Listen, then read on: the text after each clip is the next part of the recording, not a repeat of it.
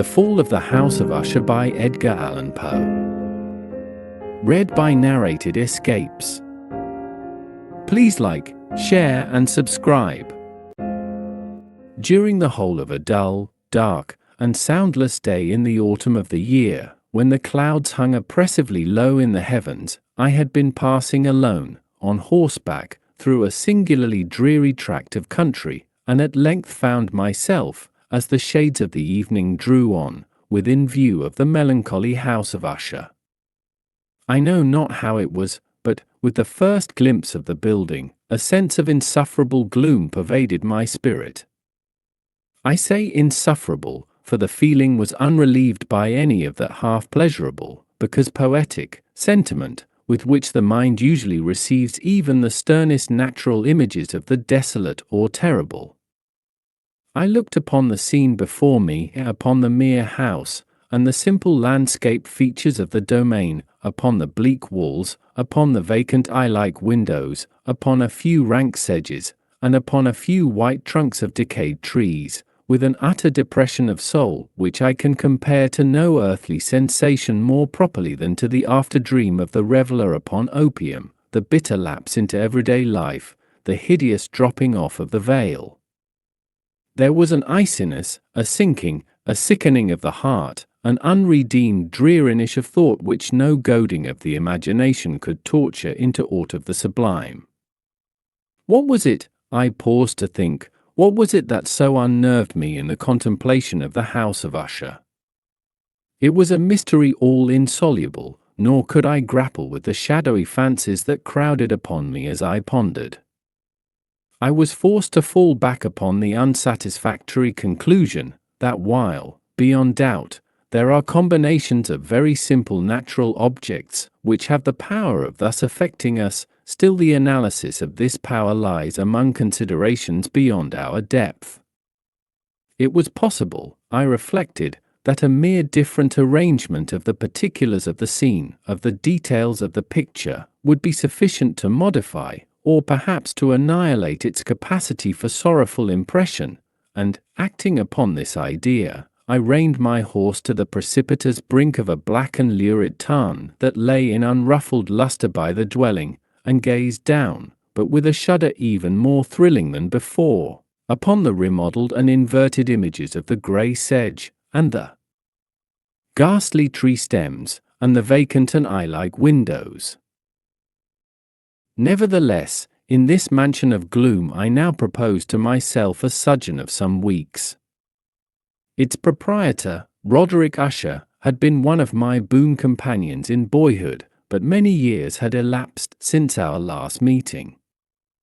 A letter, however, had lately reached me in a distant part of the country, a letter from him, which, in its wildly importunate nature, had admitted of no other than a personal reply.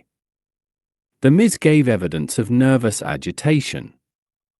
The writer spoke of acute bodily illness, of a mental disorder which oppressed him, and of an earnest desire to see me, as his best, and indeed his only personal friend, with a view of attempting, by the cheerfulness of my society, some alleviation of his malady. It was the manner in which all this, and much more, was said, it was the apparent heart that went with his request, which allowed me no room for hesitation, and I accordingly obeyed forthwith what I still considered a very singular summons. Although, as boys, we had been even intimate associates, yet I really knew little of my friend. His reserve had been always excessive and habitual. I was aware, however, that his very ancient family had been noted, time out of mind, for a peculiar sensibility of temperament, displaying itself, through long ages, in many works of exalted art, and manifested, of late, in repeated deeds of munificent yet unobtrusive charity, as well as in a passionate devotion to the intricacies, perhaps even more than to the orthodox and easily recognizable beauties, of musical science. I had learned, too, the very remarkable fact, that the stem of the Usher race, all time honoured as it was, had put forth, at no period, any enduring branch, in other words, that the entire family lay in the direct line of descent, and had always, with very trifling and very temporary variation, so lain.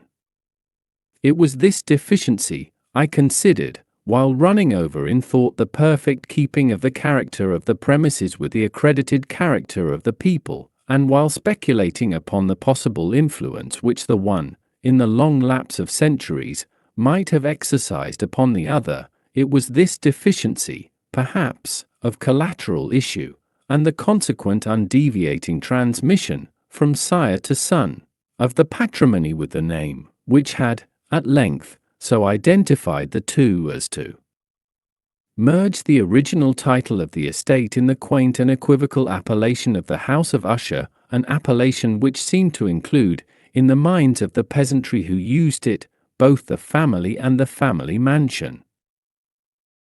I have said that the sole effect of my somewhat childish experiment, that of looking down within the tarn, had been to deepen the first singular impression.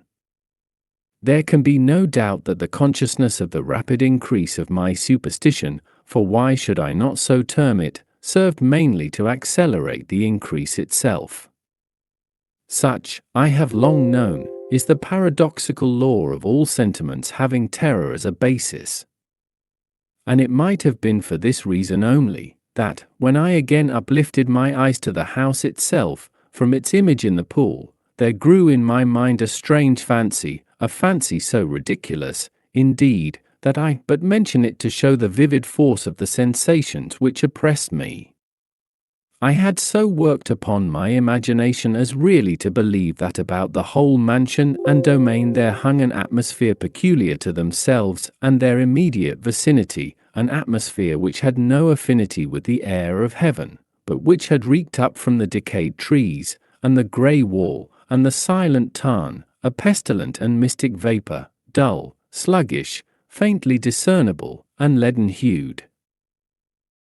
Shaking off from my spirit what must have been a dream, I scanned more narrowly the real aspect of the building. Its principal feature seemed to be that of an excessive antiquity. The discoloration of ages had been great. Minute fungi overspread the whole exterior, hanging in a fine tangled webwork from the eaves. Yet all this was apart from any extraordinary dilapidation. No portion of the masonry had fallen, and there appeared to be a wild inconsistency between its still perfect adaptation of parts and the crumbling condition of the individual stones. In this there was much that reminded me of the specious totality of old woodwork, which has rotted for long years in some neglected vault, with no disturbance from the breath of the external air. Beyond this indication of extensive decay, however, the fabric gave little token of instability. Perhaps the eye of a scrutinizing observer might have discovered a barely perceptible fissure, which, extending from the roof of the building in front, made its way down the wall in a zigzag direction, until it became lost in the sullen waters of the tarn. Noticing these things, I rode over a short causeway to the house. A servant in waiting took my horse, and I entered the Gothic archway of the hall. A valet, of stealthy step, thence conducted me, in silence, through many dark and intricate passages in my progress to the studio of his master. Much that I encountered on the way contributed, I know not how, to heighten the vague sentiments of which I have already spoken. While the objects around me, while the carvings of the ceilings, the sombre tapestries of the walls, the ebon blackness of the floors, and the phantasmagoric armorial trophies, which rattled as I strode, were but matters to which, or to such as which, I had been accustomed from my infancy. While I hesitated not to acknowledge how familiar was all this, I still wondered to find how unfamiliar were the fancies which ordinary images were stirring up. On one of the staircases, I met the physician of the family. His countenance, I thought, wore a mingled expression of low cunning and perplexity. He accosted me with trepidation and passed on. The valet now threw open a door and ushered me into the presence of his master. The room in which I found myself was very large and lofty. The windows were long, narrow, and pointed, and at so vast a distance from the black oaken floor as to be altogether inaccessible from within. Feeble gleams of encrimsoned light made their way through the trellised panes, and served to render sufficiently distinct the more prominent objects around. The eye, however, struggled in vain to reach the remoter angles of the chamber, or the recesses of the vaulted and fretted ceiling. Dark draperies hung upon the walls. The general furniture was profuse, comfortless, antique, and tattered. Many books and musical instruments lay scattered about, but failed to give any vitality to the scene. I felt that I breathed an atmosphere of sorrow. An air of stern, deep, and irredeemable gloom hung over and pervaded all. Upon my entrance, Usher arose from a sofa on which he had been lying at full length, and greeted me with a vivacious warmth which had much in it, I at first thought, of an overdone cordiality, of the constrained effort of the ennui man of the world. A glance, however, at his countenance, convinced me of his perfect sincerity. We sat down, and for some moments, while he spoke not, I gazed upon him with a feeling half of pity, half of awe. Surely, man had never before so terribly altered, in so brief a period, as had Roderick Usher. It was with difficulty that I could bring myself to admit the identity of the WAN being before me with the companion of my early boyhood. Yet the character of his face had been at all times remarkable. A cadaverousness of complexion, an eye large, liquid, and luminous beyond comparison, lips somewhat thin and very pallid, but of a surpassingly beautiful curve, a nose of a delicate Hebrew model, but with a breadth of nostril unusual in similar formations, a finely moulded chin, speaking, in its want of prominence, of a want of moral energy, hair of a more than web-like softness and tenuity. These features, with an inordinate expansion above the regions of the temple, made up altogether a countenance not easily to be forgotten. And now in the mere exaggeration of the prevailing character of these features, and of the expression they were wont to convey, lay so much of change that I doubted to whom I spoke. The now ghastly pallor of the skin, and the now miraculous lustre of the eye, above all things startled and even awed me. The silken hair, too, had been suffered to grow all unheeded, and as, in its wild gossamer texture, it floated rather than fell about the face, I could not, even with effort, connect its arabesque expression with any idea of simple humanity.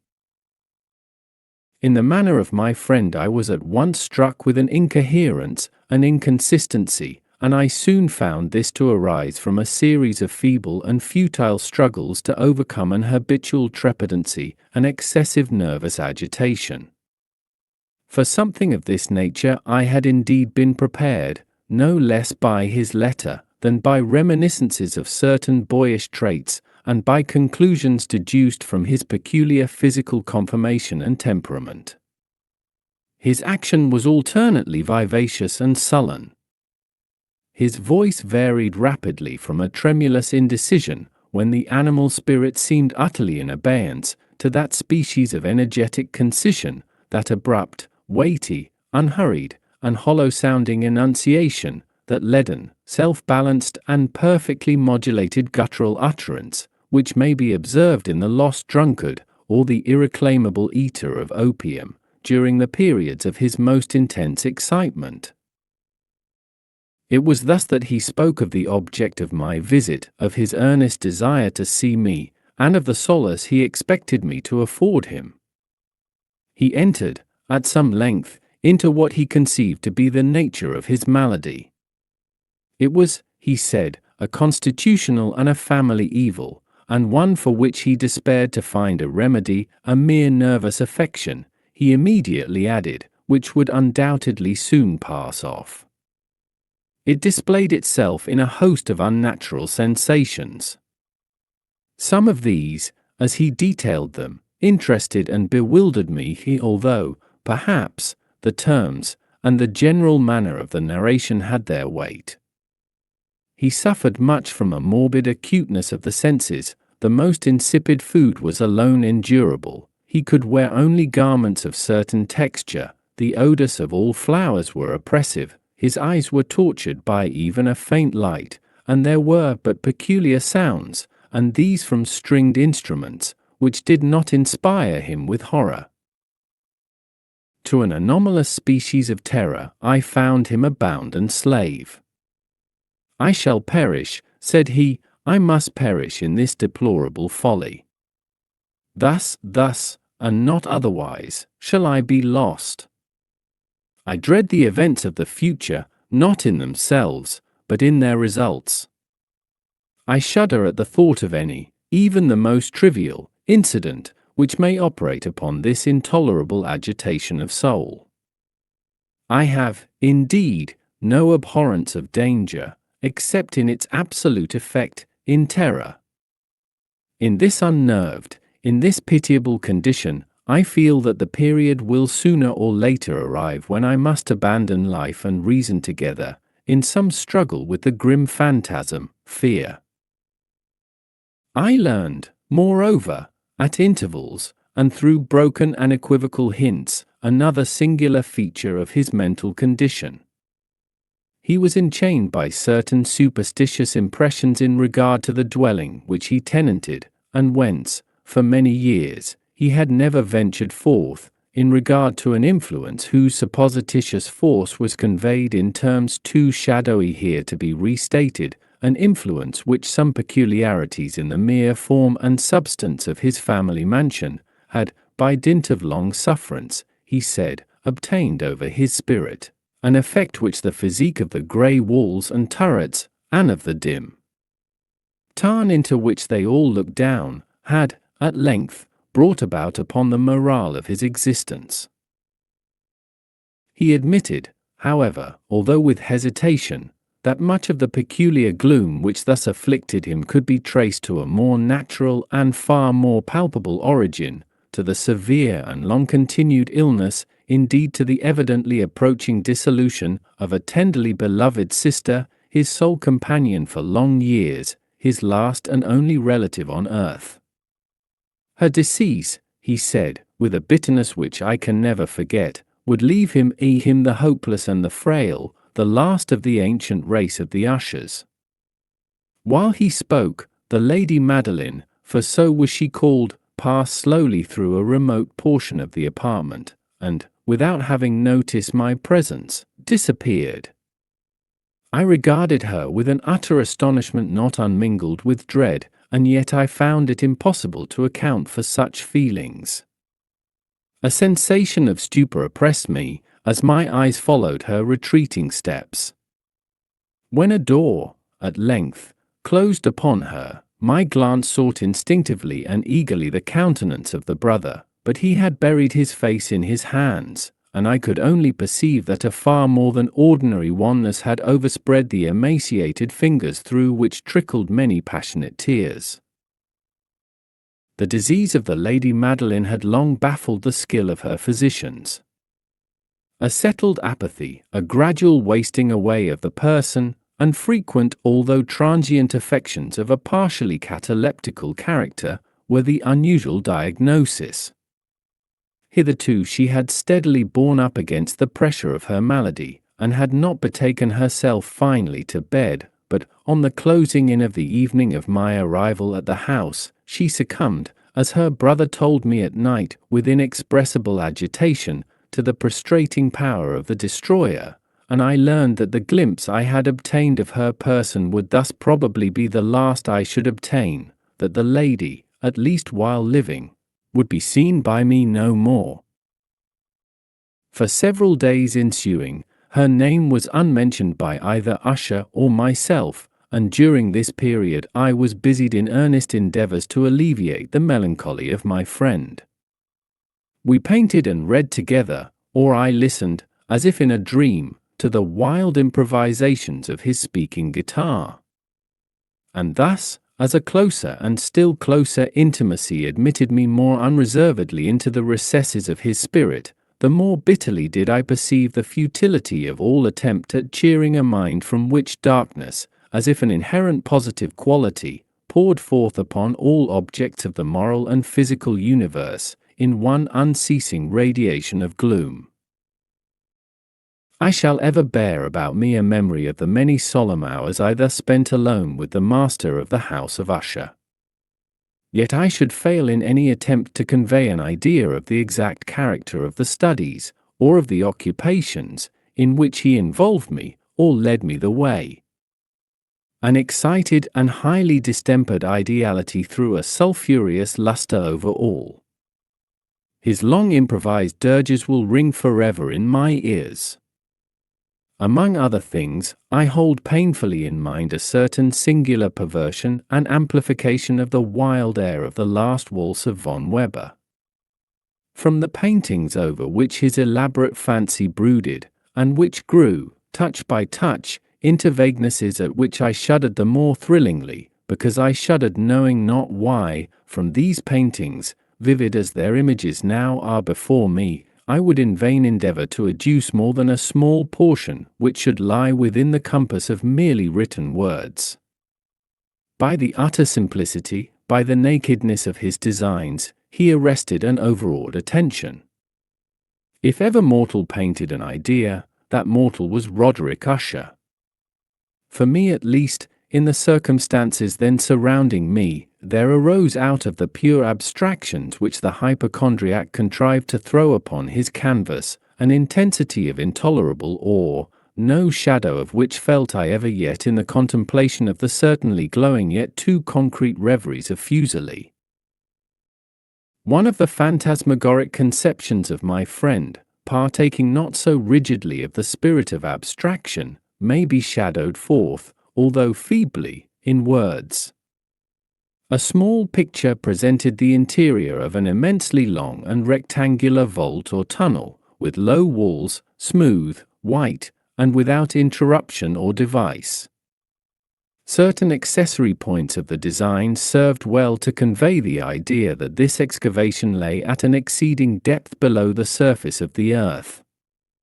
No outlet was observed in any portion of its vast extent, and no torch, or other artificial source of light was discernible, yet a flood of intense rays rolled throughout, and bathed the whole in a ghastly and inappropriate splendor.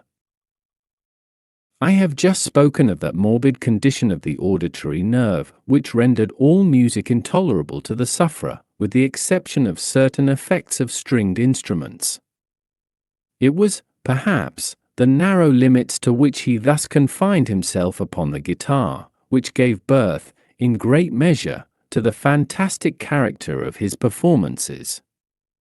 But the fervid facility of his impromptus could not be so accounted for.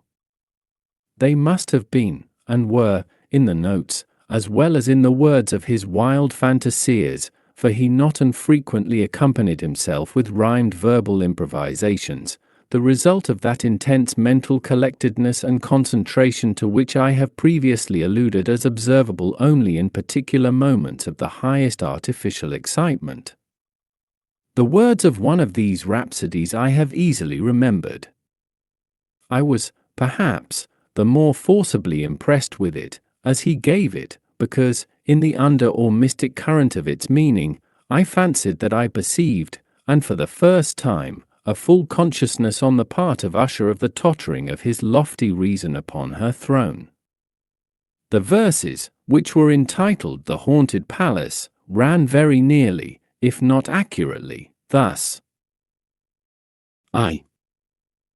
In the greenest of our valleys, by good angels tenanted, once a fair and stately palace, radiant palace, reared its head in the monarch thought's dominion. It stood there. Never seraph spread a pinion over fabric half so fair. 2. Banners yellow, glorious, golden, on its roof did float and flow. All this, was in the olden time long ago, and every gentle air that dallied in that sweet day along the ramparts plumed and pallid, a winged odor went away. 3. Wanderers in that happy valley through 2 luminous windows saw spirits moving musically to a lute's well-tuned law, round about a throne, where sitting Porphyrogene, in state his glory well befitting, the ruler of the realm was seen. 4. And all with pearl and ruby glowing was the fair palace door, through which came flowing, and sparkling evermore, a troop of echoes whose sweet duty was but to sing, in voices of surpassing beauty, the wit and wisdom of their king. But evil things, in robes of sorrow, assailed the monarch's high estate.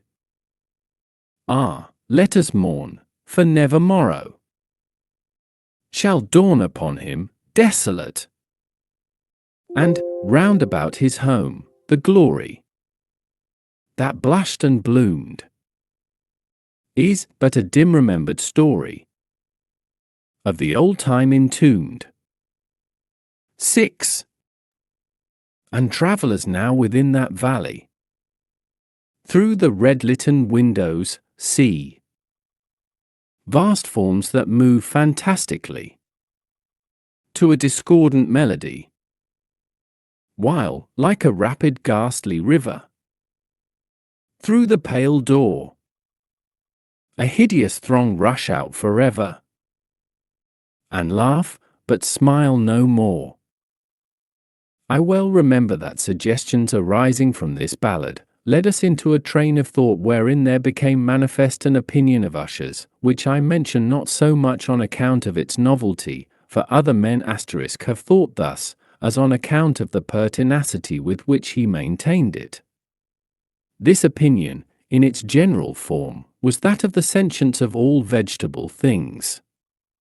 But, in his disordered fancy, the idea had assumed a more daring character, and trespassed, under certain conditions, upon the kingdom of inorganization. I lack words to express the full extent, or the earnest abandon of his persuasion. The belief, however, was connected, as I have previously hinted, with the grey stones of the home of his forefathers. The conditions of the sentience had been here, he imagined, fulfilled in the method of collocation of these stones, in the order of their arrangement, as well as in that of the many fungi which overspread them, and of the decayed trees which stood around, above all, in the long undisturbed endurance of this arrangement, and in its reduplication in the still waters of the tarn. Its evidence, the evidence of the sentience, was to be seen, he said, and I here started as he spoke, in the gradual yet certain condensation of an atmosphere of their own about the waters and the walls. The result was discoverable, he added, in that silent, yet importunate and terrible influence which for centuries had moulded the destinies of his family, and which made him what I now saw him, what he was. Such opinions need no comment, and I will make none. Watson, Dr. Percival, Spallanzani, and especially the Bishop of Llandaff. See Chemical Essays, Vol. V. Our books, the books which, for years, had formed no small portion of the mental existence of the invalid, were, as might be supposed, in strict keeping with this character of phantasm. We pored together over such works as the Ververtit Chartres of Gresset, the Belphegor of Machiavelli, the Heaven and Hell of Swedenborg, the Subterranean Voyage of Nicholas Klim by Holberg, the Chiromancy of Robert Flood, of Jean d'Indagen, and of de la Chamber, the Journey into the Blue Distance of Tieck, and the City of the Son of Campanella. One favorite volume was a small octavo edition of the Directorium Inquisitorium by the Dominican Aymeric de Giron, and there were passages in Pomponius Mela about the old African satyrs and oegipans, over which Usher would sit dreaming for hours.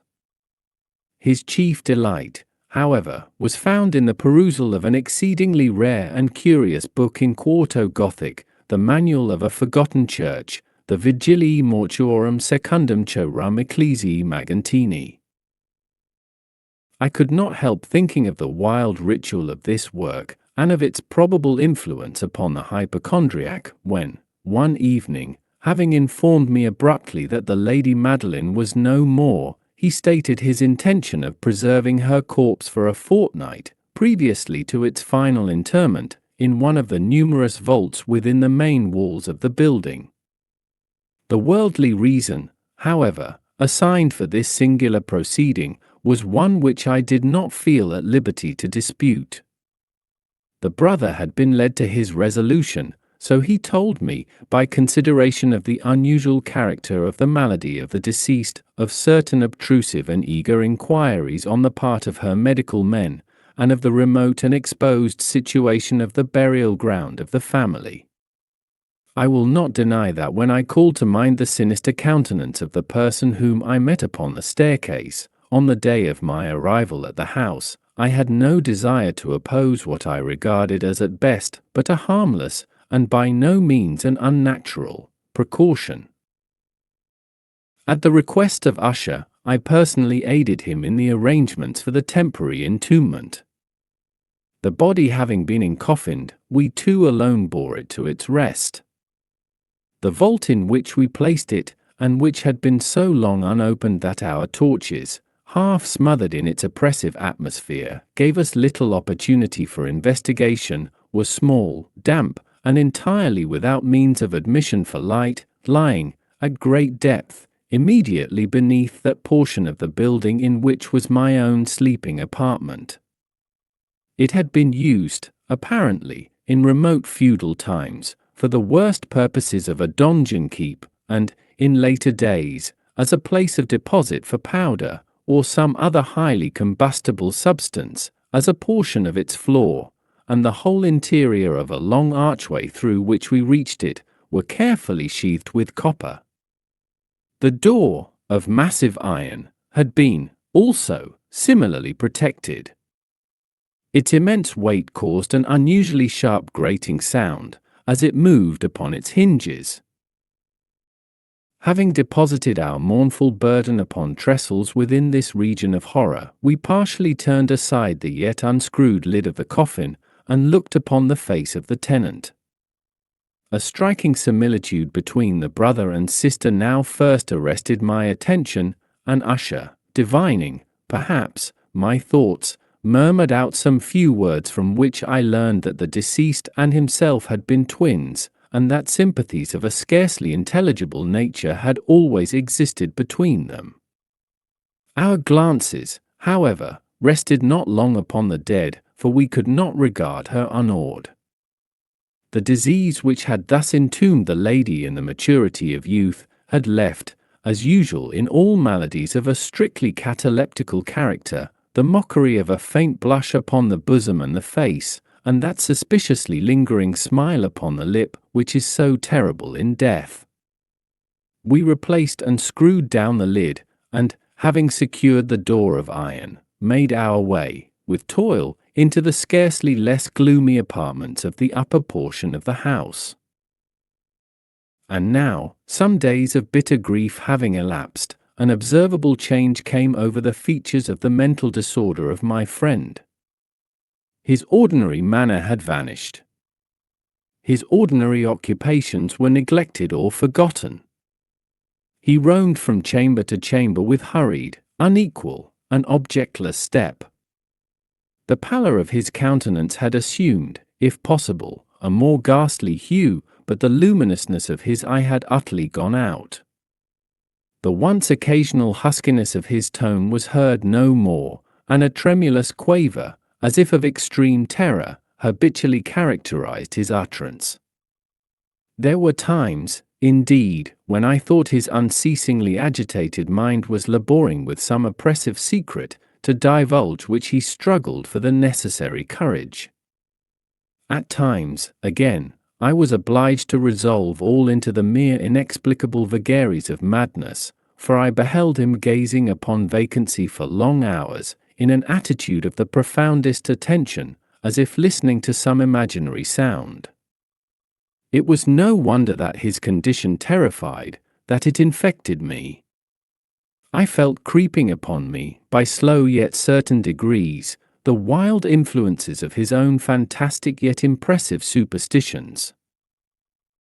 It was, especially, upon retiring to bed late in the night of the 7th or 8th day after the placing of the Lady Madeline within the donjon, that I experienced the full power of such feelings. Sleep came not near my couch, while the hours waned and waned away. I struggled to reason off the nervousness which had dominion over me.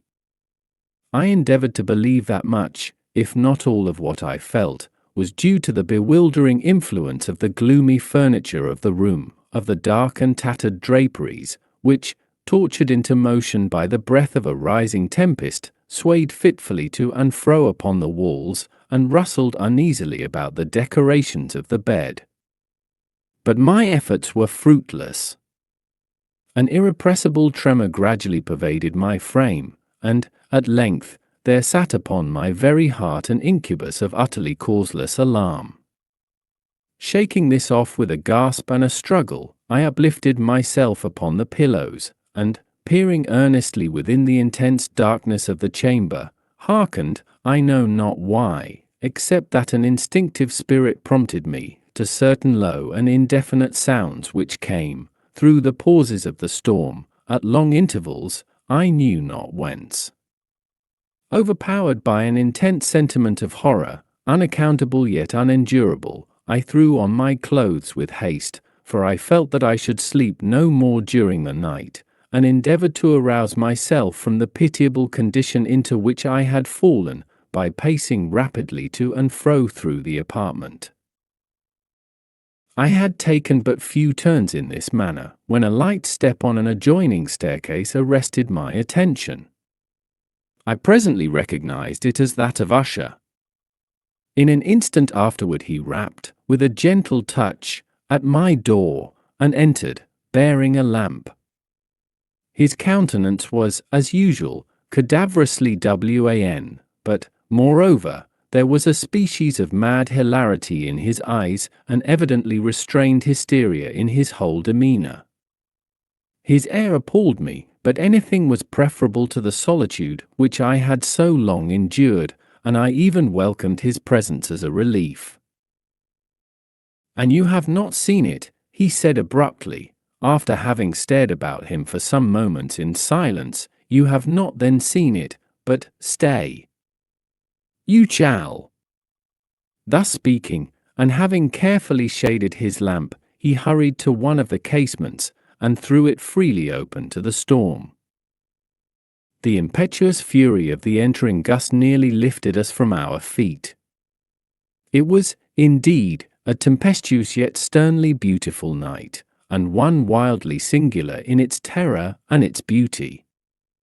A whirlwind had apparently collected its force in our vicinity, for there were frequent and violent alterations in the direction of the wind, and the exceeding density of the clouds, which hung so low as to press upon the turrets of the house, did not prevent our perceiving the lifelike velocity with which they flew careering from all points against each other, without passing away into the distance. I say that even their exceeding density did not prevent our perceiving this, yet we had no glimpse of the moon or stars, nor was there any flashing forth of the lightning.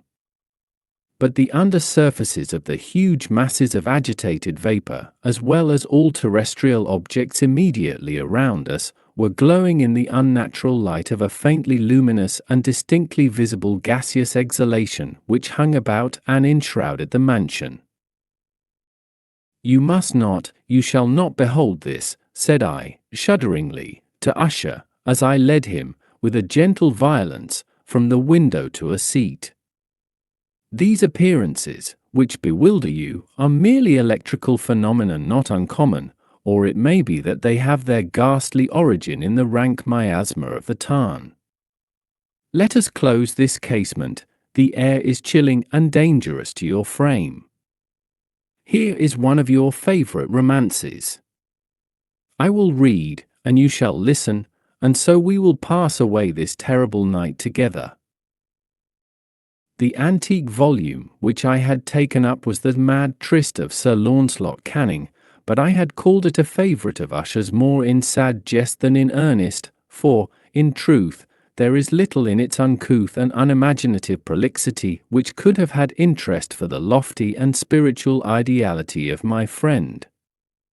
It was, however, the only book immediately at hand, and I indulged a vague hope that the excitement which now agitated the hypochondriac might find relief, for the history of mental disorder is full of similar anomalies, even in the extremeness of the folly which I should read.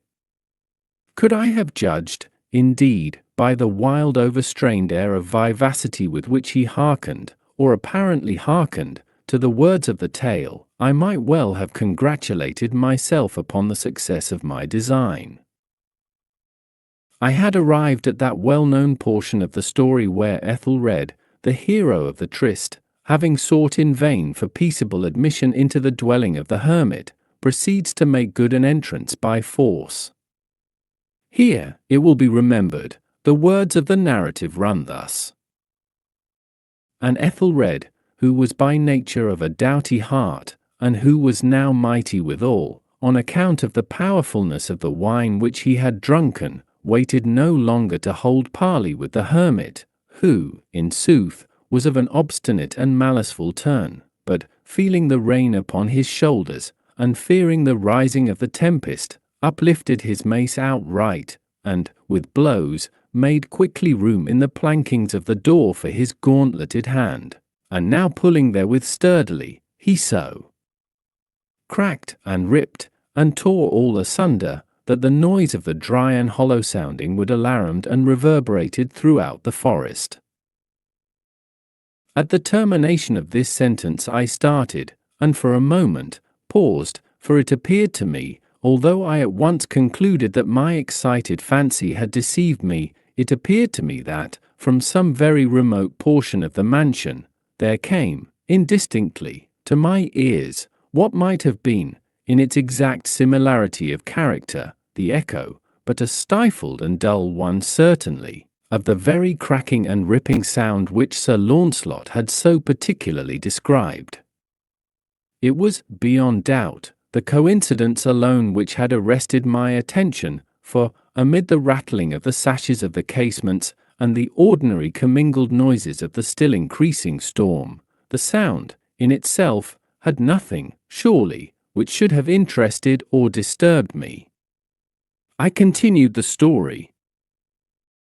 But the good champion Ethelred, now entering within the door, was sore enraged and amazed to perceive no signal of the maliceful hermit, but, in the stead thereof, a dragon of a scaly and prodigious demeanour, and of a fiery tongue, which sate in guard before a palace of gold, with a floor of silver, and upon the wall there hung a shield of shining brass with this legend enwritten: Who entereth herein, a conqueror hath been. Who slayeth the dragon, the shield he shall win.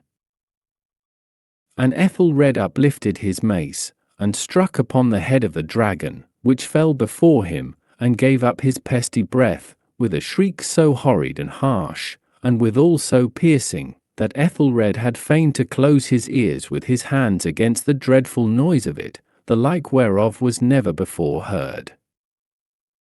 Here again I paused abruptly, and now with a feeling of wild amazement, for there could be no doubt whatever that, in this instance, I did actually hear, although from what direction it proceeded I found it impossible to say, a low and apparently distant, but harsh, protracted, and most unusual screaming or grating sound, the exact counterpart of what my fancy had already conjured up for the dragon's unnatural shriek as described by the romancer.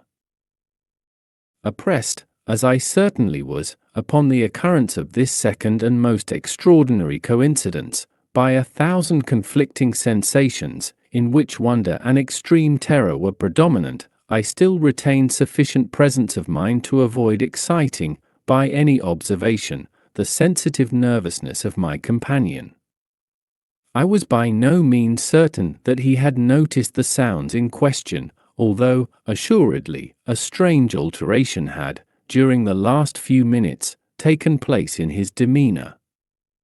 From a position fronting my own, he had gradually brought round his chair, so as to sit with his face to the door of the chamber, and thus I could but partially perceive his features, although I saw that his lips trembled as if he were murmuring inaudibly. His head had dropped upon his breast, yet I knew that he was not asleep, from the wide and rigid opening of the eye as I caught a glance of it in profile.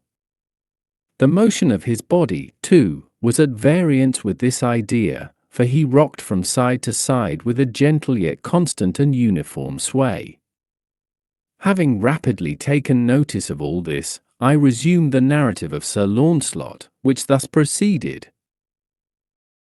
And now, the champion, having escaped from the terrible fury of the dragon, bethinking himself of the brazen shield, and of the breaking up of the enchantment which was upon it, removed the carcass from out of the way before him, and approached valorously over the silver pavement of the castle to where the shield was upon the wall, which in sooth tarried not for his full coming, but fell down at his feet upon the silver floor, with a mighty great and terrible ringing sound. No sooner had these syllables passed my lips, than, as if a shield of brass had indeed, at the moment, fallen heavily upon a floor of silver, I became aware of a distinct, hollow, metallic, and clangorous, yet apparently muffled reverberation. Completely unnerved, I leaped to my feet, but the measured rocking movement of Usher was undisturbed. I rushed to the chair in which he sat today. His eyes were bent fixedly before him, and throughout his whole countenance there reigned a stony rigidity. But, as I placed my hand upon his shoulder, there came a strong shudder over his whole person, a sickly smile quivered about his lips, and I saw that he spoke in a low, hurried, and gibbering murmur, as if unconscious of my presence. Bending closely over him, I at length drank in the hideous import of his words. Not hear it, yes, I hear it, and have heard it. Long, many minutes, many hours, many days, have I heard it, yet I dared not, oh, pity me, miserable wretch that I am, I dared not speak. We have put her living in the tomb. Said I not that my senses were acute? I now tell you that I heard her first feeble movements in the hollow coffin. I heard them, many days ago, yet I dared not speak. And now, tonight, Ethelred, ha! Ha, the breaking of the hermit's door, and the death cry of the dragon, and the clangor of the shield, say, rather, the rending of her coffin, and the grating of the iron hinges of her prison, and her struggles within the coppered archway of the vault. Oh, whither shall I fly? Will she not be here anon? Is she not hurrying to upbraid me for my haste? Have I not heard her footstep on the stair? Do I not distinguish that heavy and horrible beating of her heart? Madman! Here he sprang furiously to his feet, and shrieked out his syllables, as if in the effort he were giving up his soul. Madman! I tell you that she now stands without the door. As if in the superhuman energy of his utterance there had been found the potency of a spell, the huge antique panels to which the speaker pointed, threw slowly back, upon the instant, their ponderous and ebony jaws. It was the work of the rushing gust, but then without those doors there did stand the lofty and enshrouded figure of the Lady Madeline of Usher. There was blood upon her white robes, and the evidence of some bitter struggle upon every portion of her emaciated frame. For a moment she remained trembling and reeling to and fro upon the threshold, then, with a low moaning cry, fell heavily inward upon the person of her brother, and in her violent and now final death agonies, bore him to the floor a corpse, and a victim to the terrors he had anticipated. From that chamber, and from that mansion, I fled aghast. The storm was still abroad in all its wrath as I found myself crossing the old causeway. Suddenly there shot along the path a wild light, and I turned to see whence a gleam so unusual could have issued, for the vast house and its shadows were alone behind me. The radiance was that of the full, setting, and blood-red moon, which now shone vividly through the once barely discernible fissure of which I have before spoken as extending from the roof of the building, in a zigzag direction, to the base. While I gazed, this fissure rapidly widened, there came a fierce breath of the whirlwind, the entire orb of the satellite burst at once upon my sight, my brain reeled as I saw the mighty walls rushing asunder. There was a long tumultuous shouting sound like the voice of 1,000 waters, and the deep and dank tarn at my feet closed sullenly and silently over the fragments of the House of Usher. Thanks for watching, and remember to please like, share and subscribe.